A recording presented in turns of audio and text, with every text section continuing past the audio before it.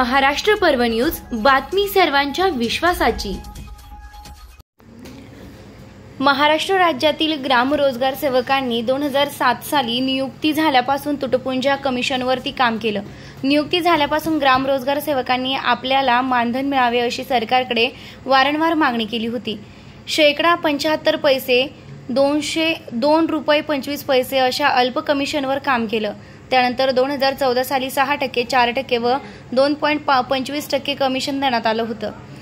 ग्राम रोजगार सेवकांची मागणी लक्षात घेता राज्यातील महायुती सरकारच्या 30 सप्टेंबर 2024 रोजी झालेल्या कॅबिनेट मंत्रिमंडळाच्या बैठकीत 28,000 ग्राम रोजगार सेवकांचा प्रश्न अखेर मार्गी लागला। ग्राम रोजगार सेवकांना मासिक 8,000 रुपये मानधन व 2,000 रुपये प्रोत्साहन भत्ता जाहीर करण्यात आला आहे। राज्यातील 28,000 ग्राम रोजगार सेवकांनी मुख्यमंत्री एकनाथ शिंदे, उपमुख्यमंत्री देवेंद्र फडणवीस, उपमुख्यमंत्री अजितदादा पवार यांचे आभार मानले। सांगोला तालुक्यातील 76 ग्राम रोजगार सेवकांना व वाढीव मानधनाचा फायदा होणार आहे। सांगोला तालुक्यातील ग्राम रोजगार सेवक संघटनेचे अध्यक्ष तुकाराम मिसाळ, उपाध्यक्ष लक्ष्मण लेंडवे यांनी पंचायत समितीसमोर गुलालाची उधळण करीत शासनाच्या या निर्णयाचं स्वागत केलं।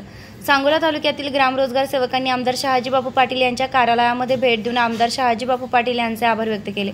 महायुती सरकारने 30 सप्टेंबरच्या मंत्रिमंडळ बैठकीत राज्यातील 28,000 ग्राम रोजगार सेवकांना प्रति महिना 8,000 रुपये मानधन व 2,000 रुपये प्रोत्साहन भत्ता मंत्रिमंडळ बैठकीमध्ये जाहीर केला। त्याबद्दल सांगोला तालुक्यातील ग्राम रोजगार सेवकांचा 17 वर्षाचा प्रलंबित प्रश्न अखेर मार्गी लागल्याने संघटनेकडून शासनाचे आभार मानण्यात येत आले। शासनाकडून मिळणाऱ्या मानधनामुळे सांगोला तालुक्यातील ग्राम रोजगार सेवक संघटनेकडून आनंदोत्सव साजरा करण्यात आला। आमदार शहाजीबापू पाटील यांच्या संपर्क कार्यालयामध्ये ग्राम रोजगार सेवकांनी भेट दिली। माजी नगराध्यक्ष रफिक नदाफ यांनी ग्राम रोजगार सेवकांना शुभेच्छा दिल्या।